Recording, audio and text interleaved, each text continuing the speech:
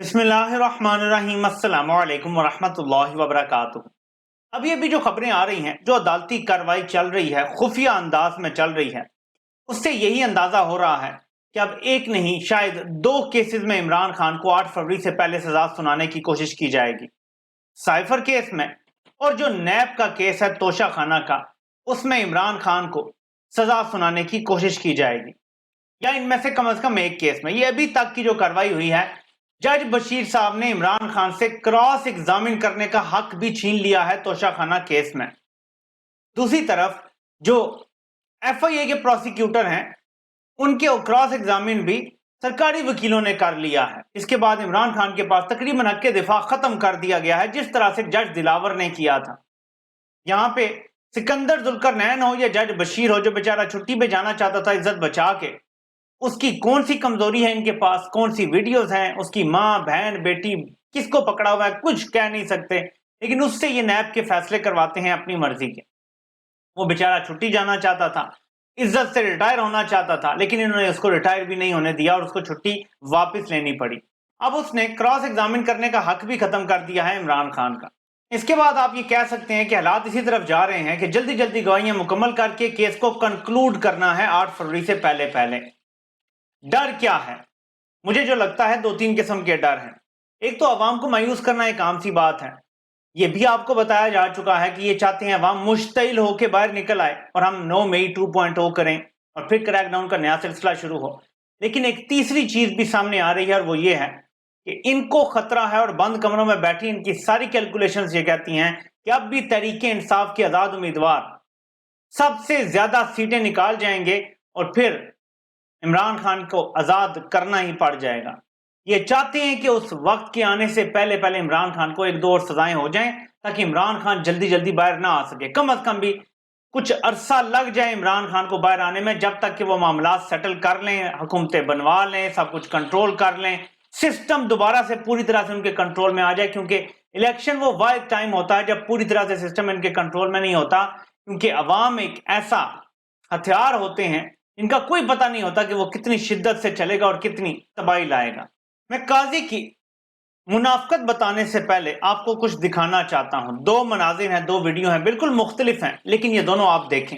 इमरान खान कहते हैं मुल्क भी मेरा, फौज भी मेरी, और फौज की तरफ से भी कहा जा रहा है कि मुल्क भी हमारा और इमरान खान भी हमारा।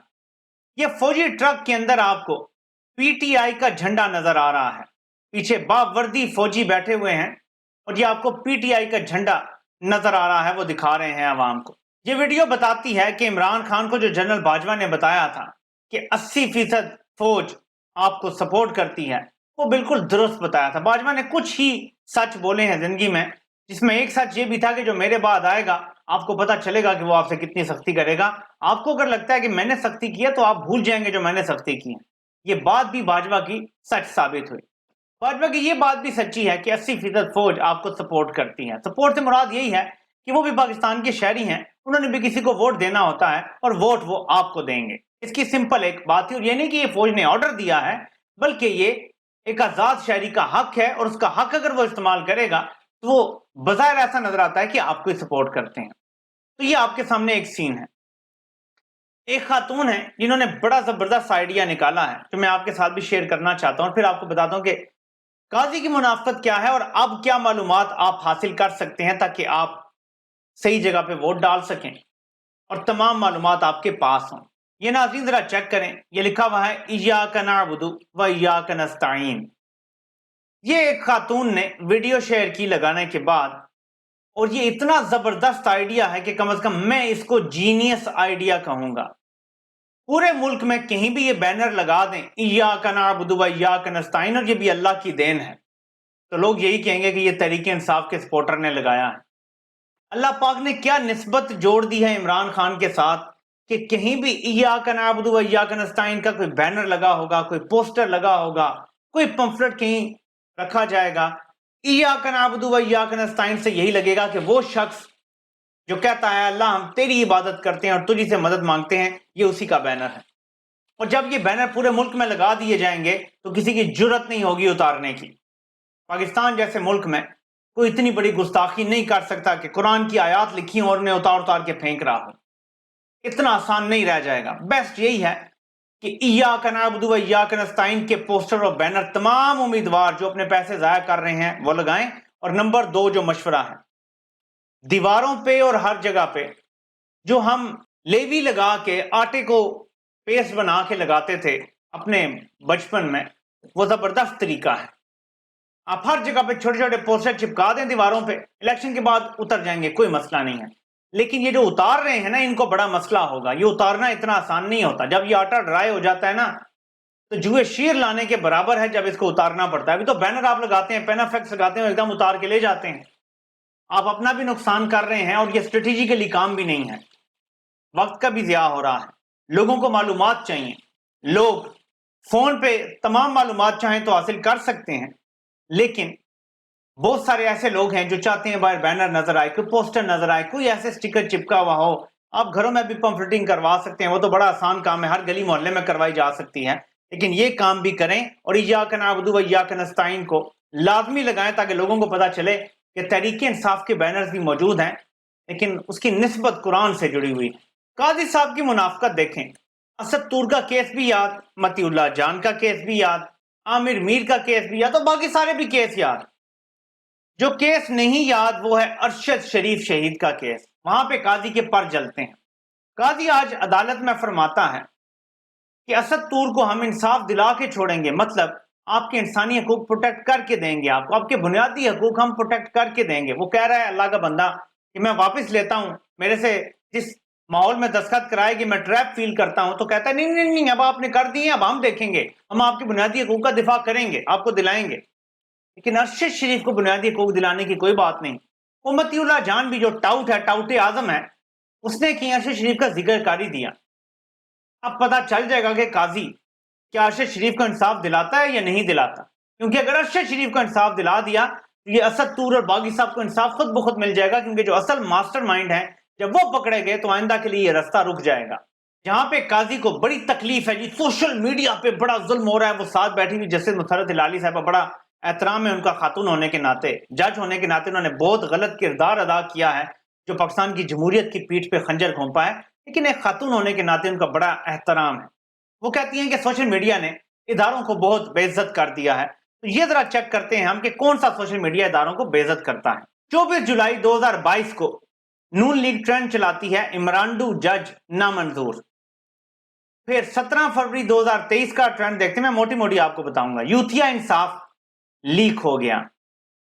پھر نیچے لکھا آتا ہے ثاقب نثار کی غلیظ باقیات. پھر آتا ہے بددیانت بندیال، عمران دار ججز نامنظور، مظاہر نقوی استعفیٰ دو، بغض داماد اور ٹرک. میں نے آپ کو سارے نہیں پڑھ کے سنا، لیکن قاضی کو یہ نظر نہیں آتا کہ یہ کون کرتا رہا ہے، اور کسی کو نظر نہیں آتا، لیکن یہ نواز شریف کے سہولت کار کروا رہے تھے. 7 ججز کے خلاف باقاعدہ کیمپینز چلوائی گئیں بڑے گھر کی طرف سے. نون لیگ بھی ان کی اعلی کار تھی، اور جو سو کالڈ اینٹی اسٹیبلشمنٹ تھے وہ ان ججوں کے خلاف ٹرینڈ چلا رہے تھے جو اسٹیبلشمنٹ کو واحد ٹکر دینے والے ججز تھے، جو ڈٹ کے کھڑے ہوئے تھے. لیکن ان لوگوں نے ان کو کمزور کر دیا، اور عدالت کے اندر سے قاضی نے ان کو کمزور کر دیا. قاضی ڈٹ کے کھڑا ہو جاتا کہ سپریم کورٹ اپنے فیصلے امپلیمنٹ کروائے، اندر کی لڑائی ہم اندر رکھیں گے لیکن باہر والوں کو نہیں اپنے اوپر حاوی ہونے دیں گے. آپ دیکھتے کہ پاکستان میں جمہوریت بھی بچ جاتی، یہ ظلم جبر بھی نہ ہوتا، انصاف بھی ہوتا، الیکشن بھی ہو جاتے اچھے طریقے سے، تحریک انصاف کو اس طرح بطور پارٹی بھی ختم نہ کیا جا سکتا، اور آج عوام سکھ کا سانس لے رہی ہوتی. لیکن قاضی نے وہ بدترین کردار ادا کیا اپنی منافقت اور اپنی لندن، مبینہ طور پہ لندن جائیدادوں کے بدلے جو بھی ڈیل ہوئی تھی، ہمیں نہیں پتا کہاں ہوئی تھی، کب ہوئی تھی، ملاقاتوں کا کچھ ذکر ہوتا ہے. اگر کچھ ایسا تھا تو قاضی نے بڑا سستا سودا کیا ہے. یہاں 25 کروڑ عوام کا ہیرو بن سکتا تھا، تاریخ کی کتابوں میں ایک ہیرو کے طور پہ یاد رکھا جا سکتا تھا. ایک ایسا جج جو طاقتور ترین جرنیلوں کے سامنے کھڑا ہو گیا ڈٹ کے، لیکن قاضی نے ان کے بوٹوں میں لیٹنا پسند کیا، اور آج تاریخ کے کوڑا دان میں جا چکا، اور ابھی تو اس کا آدھا ٹینیور بھی نہیں ہوا. سرتاج گل وزیر آج اچانک نمودار ہو گئی ہیں اپنی ایک ریلی میں. انہوں نے آ کے نعرے لگائے ہیں پاک فوج زندہ باد کے. ان نعروں پہ کسی بھی پاکستانی کو کوئی اعتراض نہیں ہو سکتا، لیکن تھوڑا سا مسئلہ یہاں پہ یہ آتا ہے کہ جب وہاں سے کچھ شرائط آتی ہیں، اور میں کسی کے بارے میں شک نہیں ڈال رہا، اللہ گواہ ہے، لیکن کیونکہ ہم جانتے ہیں سسٹم کو، تو اس میں سے ایک شرط یہ ہوتی ہے کہ پاک فوج زندہ باد کا نعرہ لگاؤ اور دوسرا پاکستان زندہ باد کا نعرہ لگاؤ. اور یہ نعرے وہ لگوانا چاہتے ہیں جو بھارت کے ساتھ ڈیل کر رہے ہیں کہ نواز شریف آئے گا تو ہم بھارت کی بالادستی تسلیم کریں گے اور پاکستان بھارت کی بغل بچہ ریاست بن کے باقی ٹائم گزارے گا. جب وہ لوگ یہ نعرے لگواتے ہیں تو میرے تن بدن میں آگ لگ جاتی ہے. تم مامے نہیں ہو پاکستان کے. پاکستان کی عوام یہ نعرہ لگاتی ہے پاکستان زندہ باد، پاکستان پائندہ باد، لیکن ہم ساتھ کہتے ہیں بھارت مرد آباد، اسرائیل مرد آباد. تم یہ نہیں نعرہ لگا سکتے کیونکہ تم لوگ کمپرومائز ہو چکے ہو. تم لوگوں نے پاکستان کو بیچ دیا ہے امریکہ کے ہاتھوں اور اب اس کی ہر شرط ماننے پہ مجبور ہو گئے ہو. لیکن ہم پاکستان زندہ باد کے نعرے بھی لگائیں گے اور ہم پاکستان دشمنوں کے خلاف جتنا ہو سکا آواز اٹھاتے رہیں گے. میرے پیارے پاکستانیوں، اگر آپ نے اپنی زندگی میں کوئی سب سے اہم کام کرنا ہے نا تو وہ ایک ہے 8 فروری سے پہلے آپ سب نے 8300 پہ اپنے آئی ڈی کارڈ نمبر کو بغیر ڈیش ڈالے پورا نمبر لکھ دیں یا ڈیش ڈال کے بھی کر دیں، کوئی فرق نہیں پڑتا. آپ کو تمام معلومات آ جائیں گی. آپ کا پولنگ سٹیشن کون سا ہے یہ بھی آپ کو پتا چل جائے گا. جو معلومات آ رہی ہیں وہ میں آپ کو بتا دیتا ہوں. شماریاتی بلاک کوڈ آپ کو پتا چل جائے گا، سلسلہ نمبر پتا چل جائے گا، گھرانہ نمبر پتا چل جائے گا، قومی اسمبلی کا آپ کا حلقہ کون سا ہے یہ آپ کو پتا چل جائے گا، صوبائی اسمبلی کا آپ کا حلقہ کون سا ہے یہ آپ کو پتا چل جائے گا، اور آپ کا پولنگ سٹیشن کون سا ہے جو بہت اہم ہے کہ آپ کا پولنگ سٹیشن کون سا بن رہا ہے وہ آپ کو پتا چل جائے گا. 8300 پہ اپنا شناختی کارڈ ضرور سینڈ کریں. ایک خبر چلی تھی کہ شاید اس نمبر کو فری کر دیا گیا. ایک میسج کر کے آپ چیک بھی کر سکتے ہیں. کوشش کریں کہ اپنے پورے خاندان، دوستوں، یاروں، رشتہ داروں سب کو کہیں کہ پلیز یہ کام ضرور کریں.